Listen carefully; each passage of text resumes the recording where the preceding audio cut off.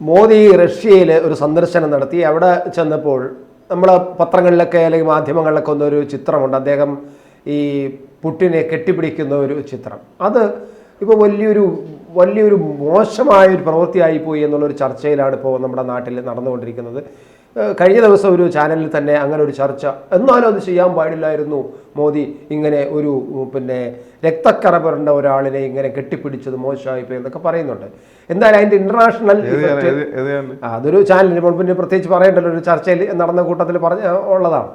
അപ്പോൾ അതൊരു മാധ്യമ പ്രവർത്തനമാണ് വന്നിരുന്ന ആ കാര്യം പറഞ്ഞത്, ആ ചർച്ചയിൽ പങ്കെടുത്തുകൊണ്ട്.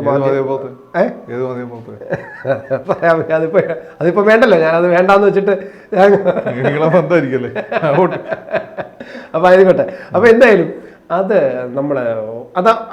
അത് സംസാരിക്കുന്നതോടൊപ്പം ഈ നമ്മുടെ മോദിയുടെ റഷ്യൻ സന്ദർശനം എത്രമാത്രം നമ്മുടെ ഈ വിദേശ ബന്ധങ്ങളെയും നമ്മുടെ റിലേഷൻസിനെയൊക്കെ എങ്ങനെയായിരിക്കും അത് ബാധിക്കുന്നത്, മറ്റു കാര്യം കൂടെ ഒന്ന് പറഞ്ഞു പോകണം. അല്ല, ഒന്നാമത്തെ കാര്യം മോഡി കെട്ടിപ്പിടിച്ചെന്ന വലിയ പാതകം എന്ന് പറയുന്നത് ഈ റഷ്യ എന്ന് പറഞ്ഞ രാജ്യം ഉള്ളതാണ് അവനിവിടെ ജീവിച്ചെടുക്കുന്നത്. അല്ല അവനൊക്കെ ഇപ്പോൾ മണ്ണോട് മണ്ണ, കാരണം എനിക്കറിയില്ല, ചിലപ്പോൾ എൻ്റെ സുഹൃത്ത് തന്നെ ആയിരിക്കും. ഏതായാലും കുറച്ച് നിങ്ങളെ വയറുള്ള ആളാവാനാണ് സാധ്യത, എൻ്റെ വയറുള്ള ആളാവണോ സാധ്യത കുറവാണ്. അപ്പോൾ അയാളൊക്കെ ജീവിച്ചെടുക്കുന്ന ഈ ആ രാജ്യം അവിടെ ഉള്ളതുകൊണ്ട്. അല്ലെ ബംഗ്ലാദേശ് യുദ്ധത്തിന് സമയത്ത് അമേരിക്കക്കാർ ചുട്ടരിച്ചു കളയായിരുന്നു, മനസ്സിലായില്ലേ?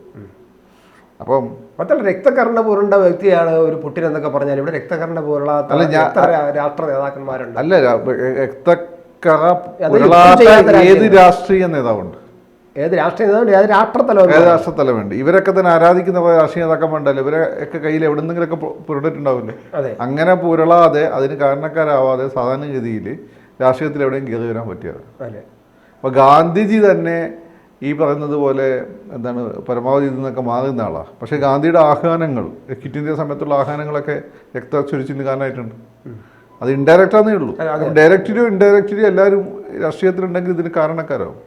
ഇനി പുടിനെ സംബന്ധിച്ചിടത്തോളം അയാൾ മുമ്പ് ഒരു KGB ഏജന്റ് ആയിരുന്നു. KGB ഏജന്റ് പരിപാടി ഉമ്മ കൊടുക്കലല്ല, ജെയിംസ് ബോണ്ടിന്റെ ഉമ്മയും കൊടുക്കും, മറ്റേ പരിപാടിയും കൂടി വെടിവെച്ച് കൊള്ളിയും കൂടിയുള്ളൂ.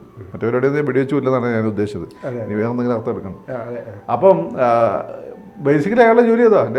ലൈസൻസ് ടു കിൽ എന്നുള്ളതാണ്. അയാൾ രാഷ്ട്രത്തലവനായാലും ലോകത്തെ ഏറ്റവും വലിയ രണ്ടാമത്തെ രാജ്യത്തിൻ്റെ തലവനാണ്. അപ്പോൾ രണ്ടാമത്തെ രാജ്യത്തിൻ്റെ തലവനാകുമ്പോൾ സ്വാഭാവിക കോൺഫ്ലിക്റ്റ് ഉണ്ടാകുമ്പോൾ അത് സംഭവിക്കും. അത് ഈ പറഞ്ഞ ഇയാളാണെങ്കിൽ സംഭവിക്കും. ഇയാളെ അയൽക്കാനായിട്ട് പ്രശ്നമില്ലേ പറഞ്ഞ ആളുകൾക്ക്? അപ്പം അത്രയേ ഉള്ളൂ. പിന്നെ ഓട്ടോക്കാനായിട്ട് പ്രശ്നം ഉണ്ടാവും. മാത്രമല്ല ഈ യുദ്ധം നടക്കുന്നത് ഇപ്പോൾ റഷ്യയും ഉക്രൈനും തമ്മിൽ മാത്രമല്ലല്ലോ, എവിടെയെല്ലാം നടക്കുന്നു. യമനിൽ നടക്കുന്നു, അതുപോലെ സിറിയയിൽ നടക്കുന്നു, ആഫ്രിക്കൻ രാജ്യങ്ങളിൽ യുദ്ധം നടക്കുന്നു. അവിടങ്ങളെല്ലാം ഇതുപോലെ ആൾക്കാർ മരിക്കുന്നു. ഈ ഒരുപക്ഷെ റഷ്യൻ യുദ്ധത്തിൽ മരിച്ചേക്കാൻ ആൾക്കാർ സിറിയ യുദ്ധത്തിലും യമൻ യുദ്ധത്തിലും മരിച്ചുകൊണ്ടിരിക്കുന്നു. പക്ഷെ അതൊന്നും കാണാതെ ഇത് മാത്രം ഇങ്ങനെ എടുത്ത് പറയുന്നത് മാധ്യമ പ്രവർത്തനം. അത് പടിഞ്ഞാറൻ പ്രൊപ്പഗാൻഡയുടെ ഭാഗമായി നിൽക്കുന്നതുകൊണ്ടാണ്. നിങ്ങൾ ഏത് ആംഗിളിൽ നിന്ന് ഈ കാര്യത്തെ കാണുന്നു എന്നുള്ളത്. നമ്മുടെ നാട്ടിൽ പ്രധാനമായിട്ടും ഉക്രൈൻ യുദ്ധവുമായിട്ട് ബന്ധപ്പെട്ട് വരുന്ന വാർത്തകൾ പടിഞ്ഞാറൻ മാധ്യമങ്ങൾ നാറ്റോയ്ക്ക് വേണ്ടി കവർ ചെയ്യുന്ന വാർത്തകളാണ്. അങ്ങനെ അല്ലാത്ത വാർത്തകൾ എനിക്ക് തോന്നുന്നു ഒരുപക്ഷെ ജന്മഭൂമിയിലോ അതുപോലെ തന്നെ ജന്മഭൂമിയല്ല, ദേശാഭിമാനിയിലോ നിങ്ങളെ ജനയുഗത്തിലോ ഈ രണ്ടിലും പോലും ഒരുപക്ഷെ ഇപ്പം വരാറുണ്ടെന്ന് എനിക്ക് തോന്നുന്നില്ല. അങ്ങനെ റഷ്യ കമ്മ്യൂണിസ്റ്റ് രാജ്യമല്ലല്ലോ ഇപ്പോൾ.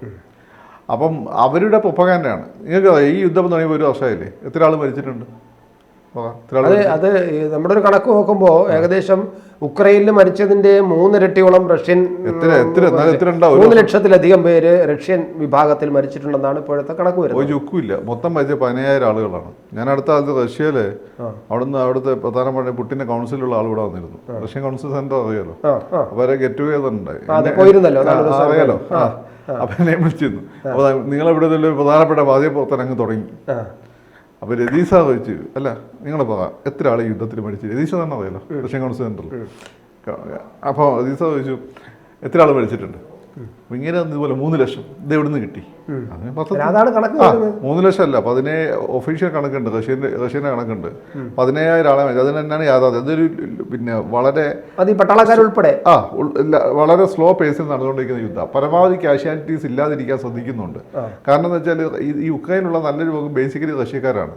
അവരെ കാഷ്വാലിറ്റി ഇല്ലാതെ റഷ്യയെ സംബന്ധിച്ച് റഷ്യയുടെ ഒരു മിലിറ്ററി മാറ്റി ഉപയോഗിച്ച് 2 ആഴ്ച കൊണ്ട് തീർക്കാൻ പറ്റുന്ന യുദ്ധമേ ഉള്ളത്.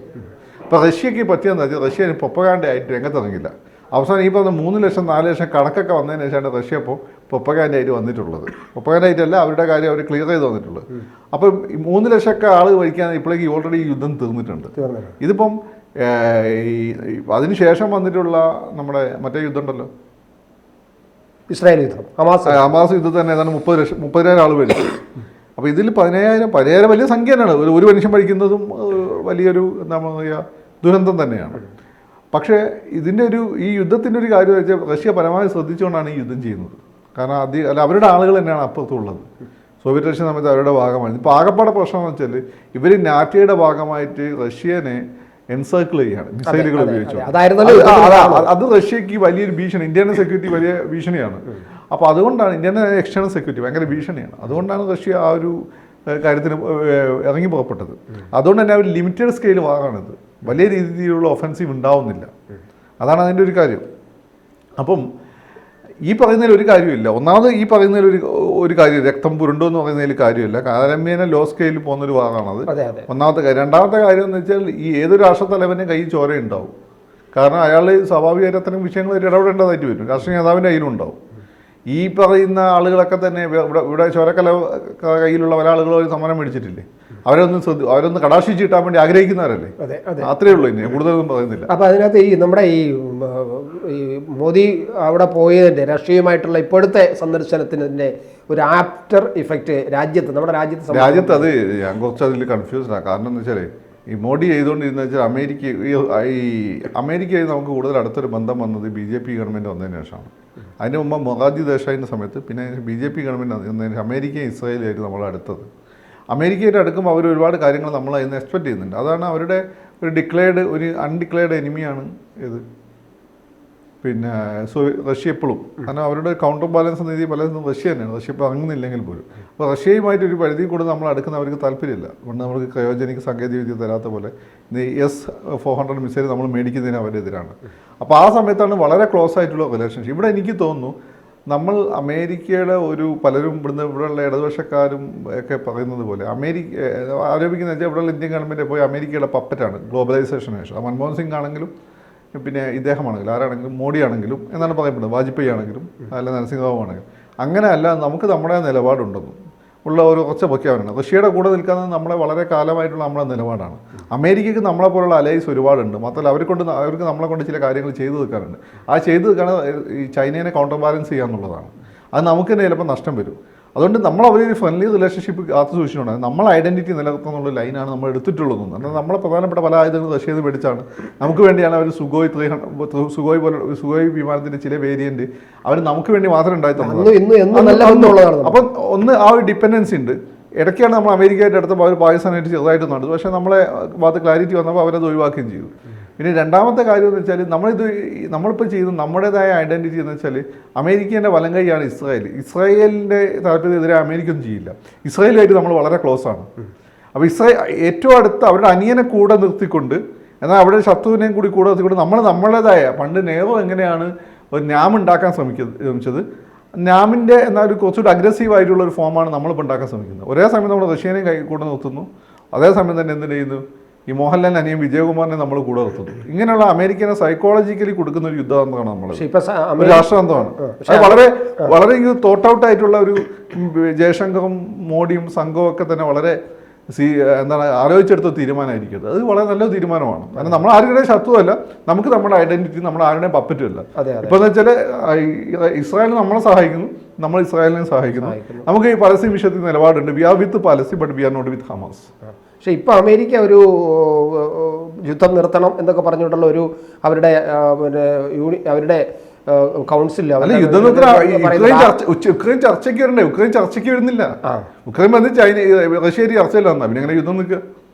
അപ്പോൾ ആ സമയം വരുമ്പോഴേ അവരുടെ ആ നീക്കത്തോട് നമ്മൾ ഇന്ത്യ എങ്ങനെയായിരിക്കും പിന്നെ പെരുമാറുക അല്ലെങ്കിൽ പ്രതികരിക്കുന്നത് എങ്ങനെയായിരിക്കും?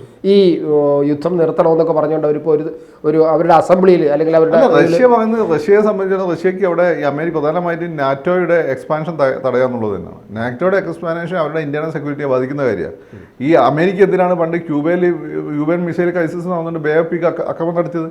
അമേരിക്കയെ ചുറ്റും സോവിയറ്റ് റഷ്യ ക്യൂബയിൽ മിസൈൽ സ്ഥാപിക്കുന്നുള്ള പ്രശ്നം ഇതേ പ്രശ്നം തന്നെയാണ് ഇവർക്കുള്ളത്. ടർക്കിയിൽ ഓൾറെഡി അവർ മിസൈൽ സ്ഥാപിച്ചിട്ടുണ്ട്. ലിത്വാനിയ അങ്ങനെ ചില രാജ്യങ്ങളിൽ പിന്നെ സ്വയം സോവിയറ്റ് സാറ്റലൈറ്റുകൾ അവർ ഓൾറെഡി അവരുടെ പ്രസൻസ് ഉണ്ട്. അപ്പം യുക്രൈൻ എന്ന് വെച്ചാൽ it's very close to the border, it's very close to Moscow. That is the issue. അപ്പോൾ അവർ പറയുന്നത് വെച്ചാൽ അവിടുന്ന് അവർ ആ ഒരു നീക്കത്തിൽ നിന്ന് ഈ ശക്തികൾ പിന്മാറണം. പിന്നെ ഈ പറയുന്ന പോലെ റഷ്യൻ ഭാഷ സംസാരിക്കുന്ന അവിടെയുള്ള ഭാഷാ ന്യൂനപക്ഷമുണ്ട്, റഷ്യൻ ബോർഡറായിട്ട് ചേർന്ന് നിൽക്കുന്നത്, അവരെ പീഡിപ്പിക്കുന്നത് നിർത്തണം. ഇത്രയേ ഉള്ളൂ.